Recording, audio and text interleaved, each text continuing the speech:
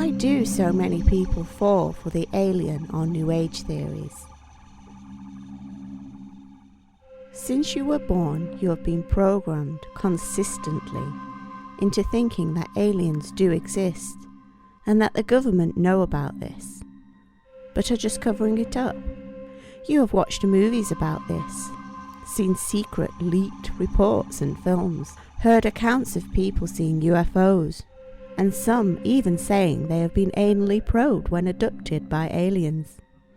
It is deeply embedded into your unconscious that aliens exist, and those who don't know this just don't have an open mind. So what happens when time and time again the proof people come up with is debunked? Psychologists have understood for years that humans want to be seen as being consistent. Not only do we want to be consistent to ourselves, we want to look consistent to others.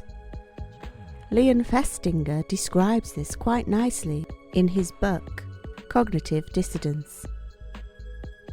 A person who is consistent is seen as stable, honest and trustworthy, a useful member of society.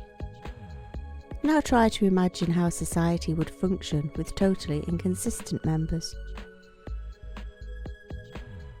In his book of Influence, Cialdini explains that behaving consistently with our thoughts and beliefs is often much easier than having to change our thinking. Because if we took the time to think, we might not like what we realise. And whatever happens, most of us don't want to be seen to be wrong. So once we have started into something, there are very strong forces pushing us to continue. Once we make a decision, we create reasons and justifications for it, and so the idea grows legs of its own. Because of these types of influence, Cialdini points out that sometimes we will act in ways that are contrary to our own best interests. I'll say that again. These influences mean that sometimes we will act in ways that are contrary to our own best interests.